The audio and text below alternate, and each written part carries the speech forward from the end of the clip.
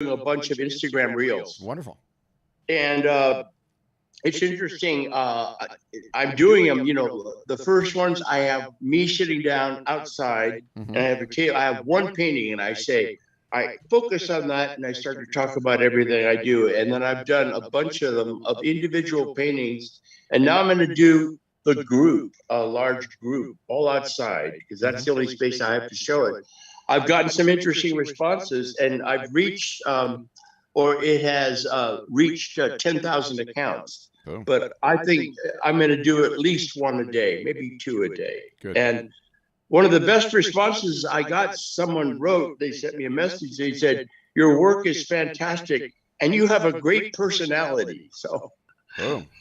That's a buying question. Let them know. Write a message back and be like, and it's all for sale. So make me an offer. Right? Yeah. And I can include that in the video. Am I right? Yeah.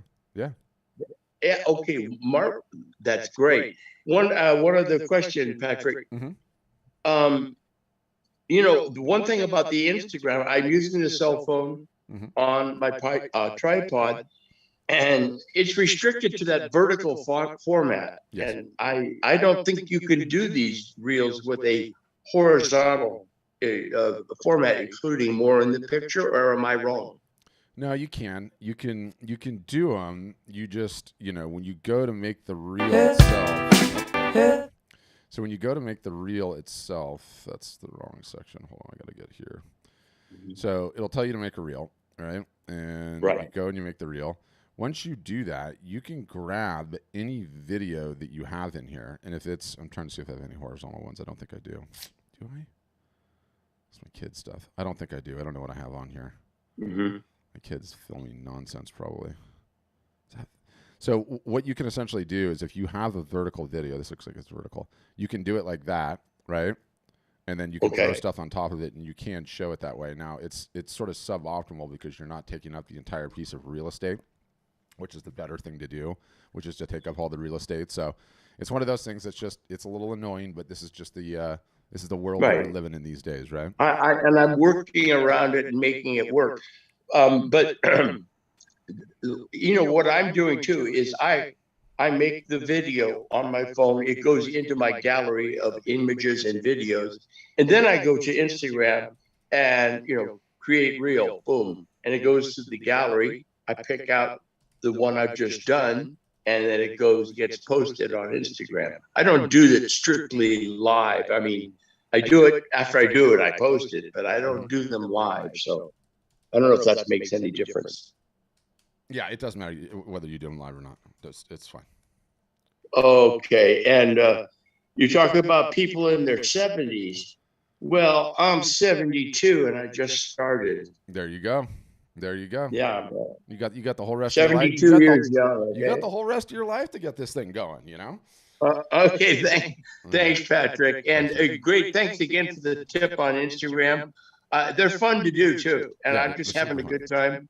And yeah, focus and do them all the way until the end of the year, and then reevaluate. Don't stop until then. Right, and then also, and I can bring up, they're for sale. All my work is for sale at this time. Okay, awesome. Love and it. You can mention that about make me an offer. Yes. Yeah. Wow. Easy. You could just send me a message if you're interested. That's great. Okay, thank you so much, Patrick. Thanks, Rick. Yeah, Brian and Kelly was asking if Art Storefront ships prints overseas. We do. If you're based overseas, that's one thing. Brian and Kelly, and I don't know if you are, if you're not, or if you're U.S. based, and are you getting a ton of orders overseas? I don't know. You'd have to clarify that. I might as well unmute you, Brian and Kelly, if you have follow-ups. You have to type it. Yeah, g'day, Brian. I live down in New Zealand, so but I follow Scott Calby, and Calby one only mentioned you, so Calby did? And I was having a listen to had a couple of contacts with Karen Hutton. Yeah, Karen.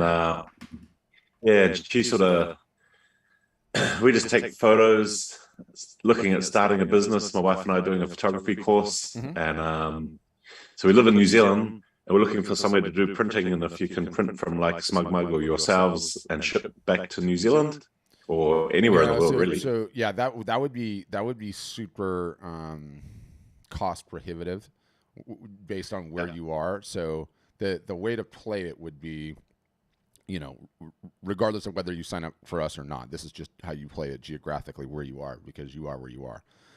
We have customers in Australia, the same kind of thing, that because you guys are so isolated where you are, you just have to get a local printer. There's no one that's going to print it from overseas and ship it and still have the kind of margins you're looking for, but they can handle all the rest of the world's business for you.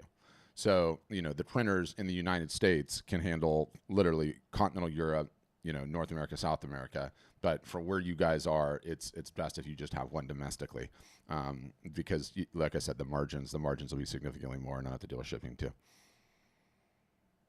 Okay. Are you going to email us some more info? I just heard about you guys and applied last day or two, really. So just a bit more info on how it works. I will find out. Not only that, okay, Brian, but we actually have a resident Kiwi on staff that you could talk to, believe it or not. There you go. Well, say hello. Yeah, I will for sure. And I love Karen for mentioning us. Scott Kelby, he's actually a huge name. I've never met him, but I think that's cool that he's mentioning us. That's awesome. Okay, no troubles. Thanks. Yep. That also means you're running around with the big dog photographers, though, aren't you? Well, they're good trainers, So yeah, I'm just doing it for training purposes, really. But those guys are really approachable. Yeah. Like I've just dropped them the email here and there, and they all replied just like they said they would. So it's a miracle. That's the amazing thing of the world. The internet. People are really approachable. Doesn't matter if they're up here at this level. It's so true. All it takes is the temerity to write that first note, right? And they actually get them. So I love that you're doing that. That's awesome. No troubles. Hey, thanks, mate. Yep. I'll make sure you get a call back, and I'll make sure you get us. Not that you would care, but we don't have that many Kiwi customers. And it's always nice to talk to a fellow. Okay. So I'll get you dialed in. Thanks. Okay, Vicky, you're up next. Go ahead, Vicky. Hi. Hi. Can you? Okay. I'm an oil painter and photographer. Mm-hmm. I haven't been trying to sell photography for a while. Okay. And I've had a website, and I've done the paint and sip nights successfully. I had my website through Wix and started out with the free account, then went to the premium, and I had Square, and I was doing okay with all that. But then I got behind on contacts and, just keeping up with it because I was still working. But now that I've retired from my day job, I want to get back to it and find the best way to market. I know things have changed since, especially listening to your video, things have changed since I was doing all that. And so I guess a lot of my questions have to do with trying to compare your costs and what you guys can provide with what I already kind of have set up, but needs to be updated with Wix. Mm-hmm. And I think I had domain through Big Daddy or something. I don't know. GoDaddy. Yeah. Yep. That was it. Anyway, I'm really interested also in how to start up the Instagram videos and connect YouTube, so it's all going live at once. Right. Yeah, I mean, ultimately, like, especially people in your position, getting back into it and everything else is, there's the tendency to think in your mind that you have a website problem and that somehow the website problem is what you need to fix. Nothing could be further than the truth. You don't have a website problem. You have a marketing problem. That's it. Full stop. Everyone does. So that's really what differentiates us from everyone else out on there, around is that we're essentially, we have websites and we have technology and that's all well and good. But really what we are is we're a postgraduate university that teaches, art, business, photography, marketing. Like essentially, right? And some of the techniques and tactics that you used back in the day still 100% work. but now you need to kind of bolt the digital operation into it and modernize a little bit, and then you need to do it consistently. Now, the good news is that you're retired, so you've got the time to do it, right? And well, I do have 4 or 5. How many grandchildren do I have? I have a lot of family, but other than that, I've got time. Yeah.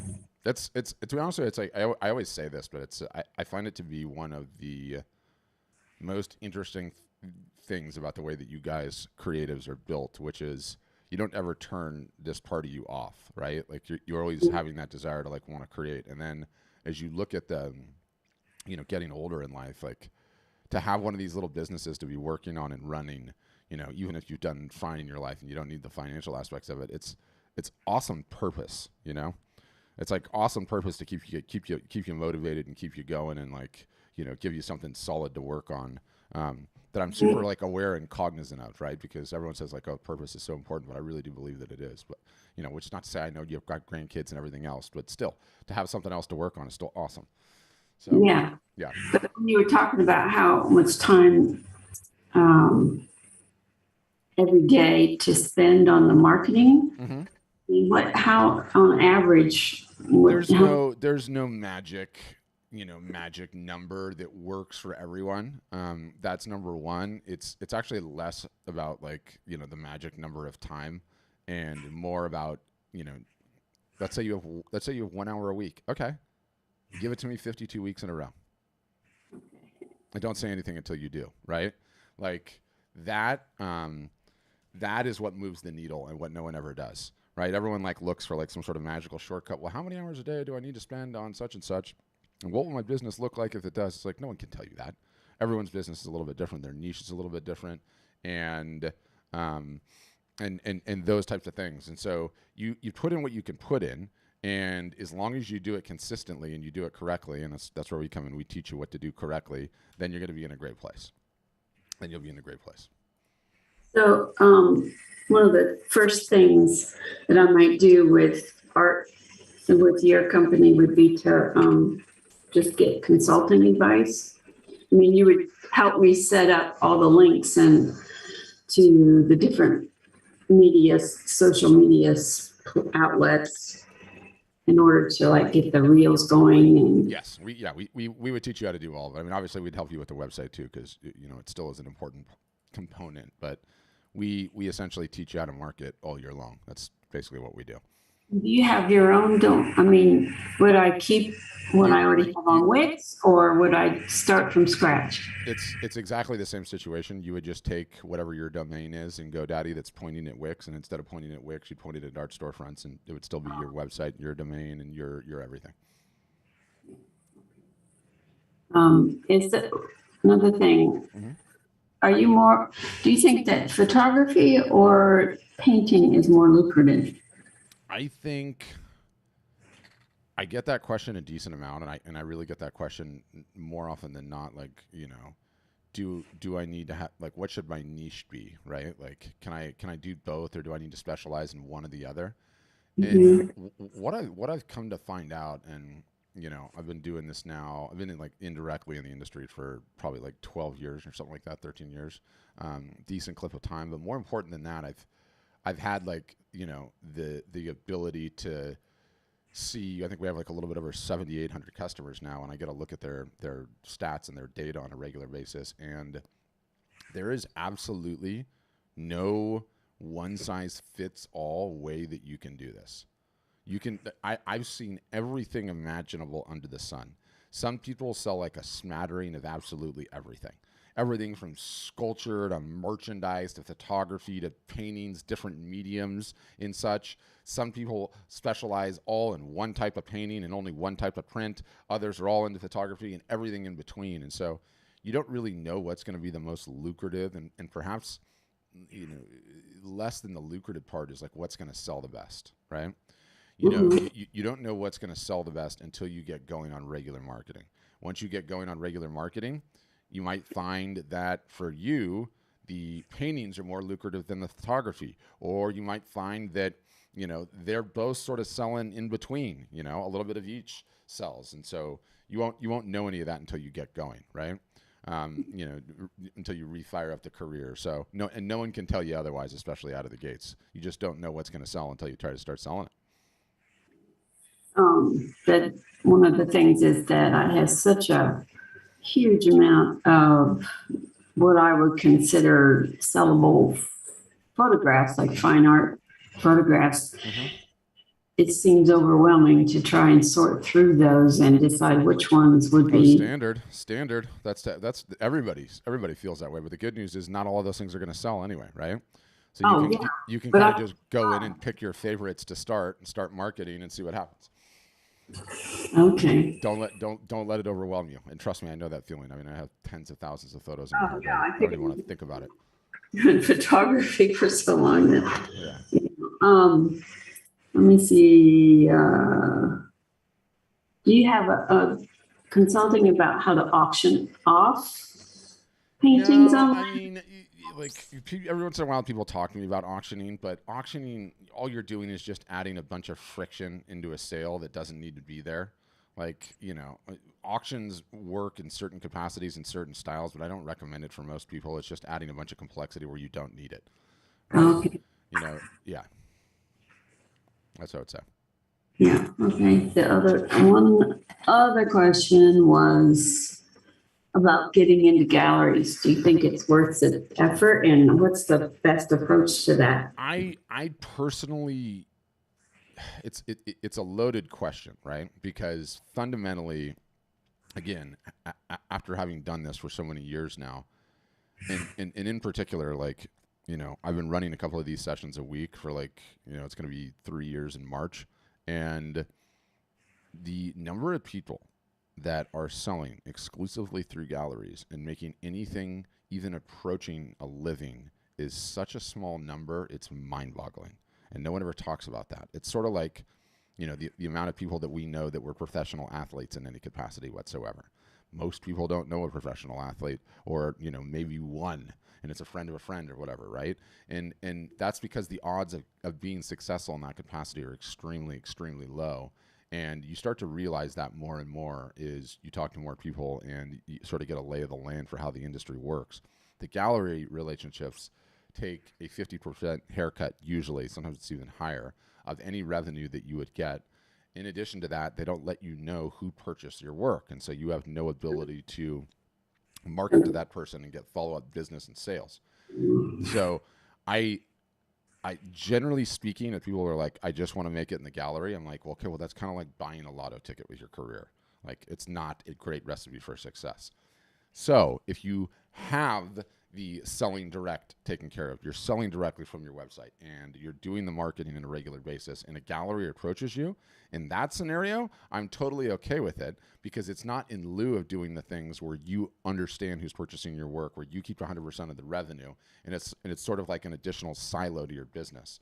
But it has gotten so competitive in the majority of galleries, because so many of them closed during COVID and didn't open back up, that now it's even harder and harder. And so, when people are like, how do I get into a gallery? Like, the best way to get into a gallery, if you want to get into a gallery, is to sell a ton with your own marketing, and they approach you. It's not ever you approaching them, because they have such demand and everything else. So I don't necessarily advocate my customers do it. I just don't. Yeah, and there's Kim. So Kim's one of my customers. She's leaving a comment here. I can pull it up. This is like the newest scam that the galleries are running, which is they're asking the artist for money up front to be displayed in the gallery for some period of time, and that's like a really, really common thing too now. So yeah, I'm not a huge proponent of it personally. Yeah. The location, like where I am in Maryland, that to try to sell a painting that takes me 60 hours to paint or something, or what it would be worth here, I can't sell it for hardly, even $1,000. But if it was in Santa Fe, I could probably sell it. So how important is where I'm located if I'm doing online? Yeah, not at all. That's the beauty of online. Like, it's less. What you're referencing. You think it's geographic, but it's not. It's actually just socioeconomic, And the way that I love to describe it, I actually have it here so I can pull it up. Hold on. Where's my little graph? Oh no, it's on my pricing guide. Hold on. The town that you're referencing, right? Like, let's say whatever your town is in Maryland, or whether it's your marketing online, like, everyone that does any marketing or anyone that does a show at a macro, you're going to end up attracting people that are on the 3 different scales of the socioeconomic bell curve. You have the lower income folks, right, that make up the 10% here. You have lower, middle, upper class folks, and then you have the upper class folks, the high net worth individuals. That curve is true of sort of no matter what you're doing and no matter who you're marketing to. And even in these situations where, like, these small towns or where you are in Maryland, well, people don't have that kind of money. They do. There's people with this income distribution just about everywhere, and it's just understanding that you need to have items priced for all of them on that curve, and if you do, that's how you maximize your ROI, and very few people do that. So how would I then reach people? Regular and consistent marketing. Okay, so it would start with people I know, basically, that know me. Yeah. Oh, early on, you beg, borrow, steal, families, friends, people that know you. But as the concentric circles grow out and you capture more emails and you capture more social followers and you're emailing more folks and you're having sales and you're doing in-person fairs and show, bit by bit, the business continues to grow and expands out to all other different types of regions and places. Okay. And how long does it usually take to expand to, like, countrywide? It's different for different folks. Some folks do it, like, believe it or not, almost right away, like within the first year. But by and large, like, even some of our best sellers, they're selling 90% of their work into North America and maybe 10% international. But it's a little bit different for everybody. But you don't worry about that, right? You don't care where the business comes from. So you just want the business to start growing. And again, that's not one of those things you figure out until you start diligently doing the marketing. And you need to give yourself a couple of years to get things spun up if you really want to turn it into a business. Yeah. Okay. Thank you. Yeah. Thank you, Vicki. Great questions. Yeah, it is just an absolutely interesting and fascinating business in so many different ways. And one of the things that I find almost universally is that everybody always wants to ask the crystal ball question, and there's like 15 different variations of the crystal ball question, and it's how many hours a week do I have to work on my marketing? What are the best selling media types, or what are the best selling sizes, or what's going to be the most lucrative thing that I can sell, right? Or how long does an average customer take until they pay things off, and all of these various different things. And the premise underpinning all of those questions is there is some sort of magical formula that works for everyone. And earlier on in my career, I spent a ton of time looking for it. We would analyze, my team would analyze all of our customers' data, and I would look at things like, okay, how many people do they have on their email list? How many sales are they running a year? How many in-person shows are they doing a year? How many Facebook fans do they have? How many Facebook followers, Instagram fans? How many Instagram followers do they have? Okay, we're going to put all of that in a spreadsheet, and I'm going to get some sort of magical formula that explains to me that if you do this, this, and this, your business is going to generate X amount of dollars in revenue. And it's absolutely a fool's errand. There are so many different variables in this particular business. It's not like you're selling a fixed commodity, right? It's not like you're selling mouthwash or toothpaste, which is the same here, there, everywhere else. Art is so utterly, totally, and completely subjective. And part of it is the artists themselves and the brand that you represent and how people connect with it. Part of it is the subject matter material. Part of it is how effective you are at your marketing. Part of it is the price point. And when you put all of those various different variables in there, there's just no way to give yourself an equation. And one of the examples that I use all the time is we've got this gentleman who is essentially a household name, mega famous. He's got 1.5 million followers on Instagram, right? He's been a household name in some places. And we've got a gal with 5,000 followers on Instagram, and she kicks his butt, outsells him 10-1. So how do you unwind that? How do you explain that? And the way that you explain that is just that's the way that this particular business works. Like everyone's business, everyone's niche is just a little bit different. There's no one size fits all. All we say is as a business at Art Storefronts is I can't guarantee you anything. I can't guarantee you where your business is going to be year 1, year 2, year 3. And guess what? No one else on the planet can either. And that's okay. That's how it goes. All we can guarantee is if you show up for work every day and you work consistently, okay, there's going to be highs, there's going to be lows. But if you stay at it consistently, we believe we have the best plan, the best training to get you up over the hump and growing the business. So that is our position. That's what we do. How we like to approach it. So that's what I would say. Questions? Anybody else with a question, comment, concern?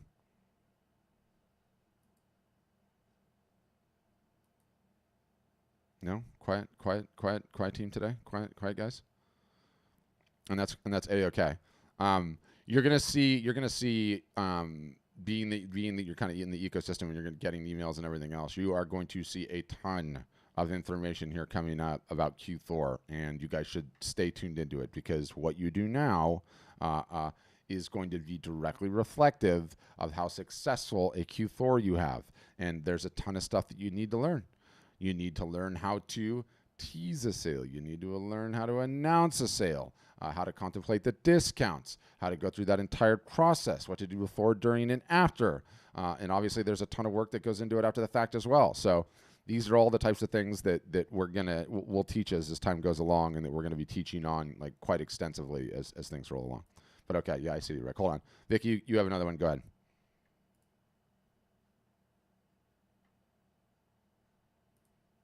And you'll need to unmute, Vicky. I can't tell if did I put your hand down or not? Unmute. Sorry. There we go. Yep. I just wondered what the next step is after this, if we're interested in doing consulting. I've been getting like 10 emails a day. Oh, we are relentless, aren't we? We are the worst. We send so much email, it's crazy. Do I get one person that starts to communicate with me? Yes, or I will have that. You don't have to do anything else, Vicky. I will have somebody reach out.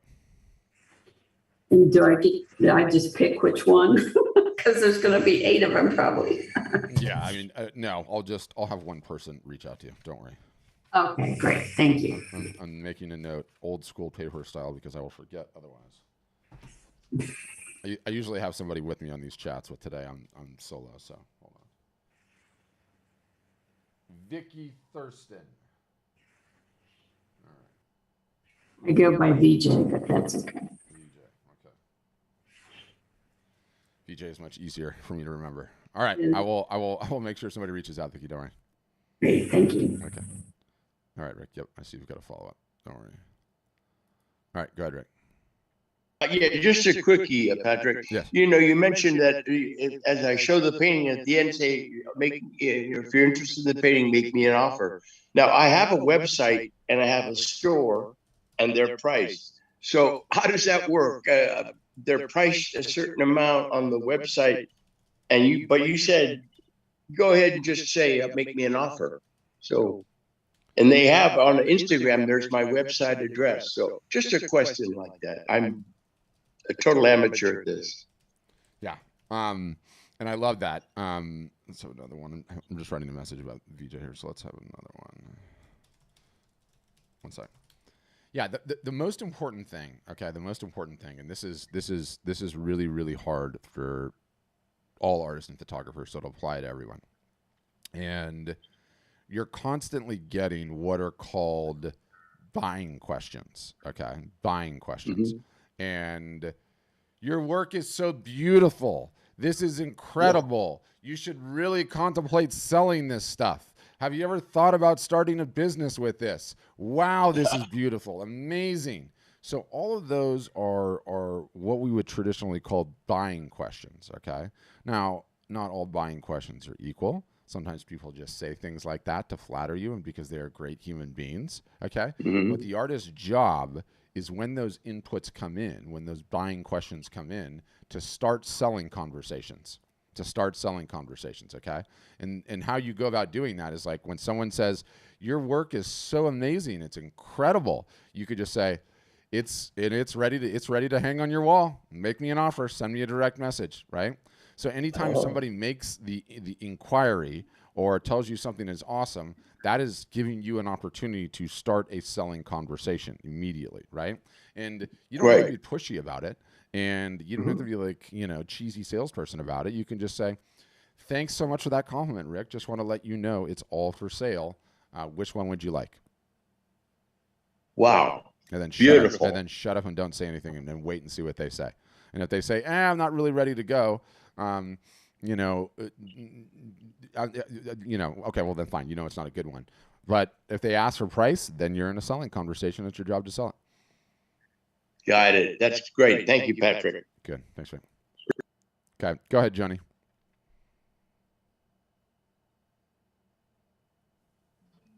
Gotcha. Hi. Hi. Hey, I'm brand new to this whole idea of doing this photography online. Mm-hmm. I got a camera from a friend of mine about 5 years ago. And I just take camera pictures of lots of things, mostly clouds and sunsets and stuff. But anyway, just wondering, I don't know how to do the settings on the camera. I play around with them. Mm-hmm. I've got some really nice pictures, I think, but I don't know. Mm-hmm. And professionals will know, I'm sure. How much does that matter? I mean, No, not at all. I don't know if I should try and sell my photos or not, because they're not professional. Oh, nobody. But there's some good ones. Yeah, the professional is utterly, totally, and completely irrelevant. No one really cares about the professional. Really? Yeah, no. Essentially, the only thing that matters, Joni, is will somebody pull one of these things out of their wallet and say, I want it, and slide it, right? So really the only thing that matters is you can have a hobby or you can have a business. Right now you have a hobby, right? And you enjoy it and you like taking the beautiful photos and you find it rewarding and all of that. Amazing. Awesome. Your next step is attempt to sell them. And the easiest way to attempt to sell them is you need to get them printed out so you have something that's real and tangible that you can hold and that you can show off and then try and sell them. And the easiest way to do that, especially if you don't have a large social following, is commit to doing a show or a fair. And you don't need a full booth or anything else. You can just get a table, set up, and go for it and try to sell some of the work. But you'll never know whether or not the work will actually sell until you get it in front of strangers and you try to sell it. Oh, right on. Okay, can you tell me the best place or way to go about getting them printed? Yeah, I would just use your local, there's got to be a local printer that's around you somewhere, and I would get them printed out really small and just let people know that they come in much bigger sizes. And I would spend a couple $100. I would spend a couple $100 on prints. Make sure you get some that are on canvas, metal, and acrylic. Those are the three most important in my estimation, although you can do some on paper as well. And you get some small ones, show them off, let people know that you can get them in bigger sizes. And in terms of a markup, just mark each one up 250% above what your wholesale cost is. Just write that down, 250%. Say that one more time. Take whatever they cost you and then mark that up 250%, and that's what you try to sell them for. Okay. Okay, so I live in a small town, and the only printing place we have here is the mailbox, etc. Is that the... Yeah, or should I go? You could use all the good printers are online too, where you can just upload the stuff. So I would use Bay Photo probably, or we use Bay Photo, so I like Bay Photo. But you can use any of the online ones. Early on, you don't even care. I mean, potentially you could even use mailboxes. Some mailboxes, etc., have the good ones, some don't. But did you say Dave? Bay isn't sitting on the dock. Oh, Bay. Okay. I will look into that. Okay, thank you so much. Yeah, my pleasure. Try and sell. Do you have any good advice for me? All you need to focus on is getting them printed and getting somewhere where you can sell them. That's it. Nothing else. Okay. Anything else that you're focusing start on, there. aside from that, is a waste of time, because you'll never know. Because that's just to see if they'll sell or not, right? 100%. That's all that matters. So and there's a lot of hacky ways to do it too, right? You could have a garage sale, or a friend could be like, "Hey, I'm having a garage sale," and you could go take the prints down there, and just say, try and sell these. Okay. See? Right. Lots of creative ways you can do it. Okay. Yeah. Yeah. And do you know what sells the most? What type of pictures? Like, I mean, No, I got some. that doesn't work. That doesn't matter? No, it doesn't work. It Okay. never works that way. You can Just you can do a sometimes, variety. yeah, you can sometimes try and start with demand and work backwards, i.e., I know people love the Green Bay Packers, and so I'm going to create works of art that look like the Green Bay Packers colors, and that will probably sell, and that is usually true. But, you know, if you've got a body of work, you know, ask some friends what they think the best sellers will be and go with those. Okay. I'll start there. Thank you so much. My pleasure, Jen.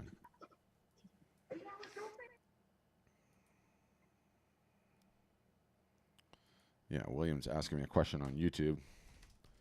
Go ahead, William. I'm about to wrap up. Wrap this up. Those are good questions. It's fun. It's fun when you're just getting started to contemplate it all. What I see almost happening all the time, though, is people worry about all of the stuff that does not matter, that is not going to sell, not going to help them find out whether or not their art will sell. And early on, the only thing that matters is whether or not the art will sell. That's it. So as long as you're laser focused on that, you're working on the right things. You are working on the right things. All right, guys, I will send you the replay. Definitely read that post about how to run art shows and fairs. It's very, very good. There's another really good one in there in pricing too. And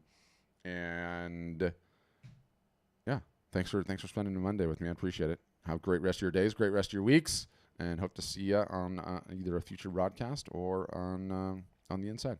Okay.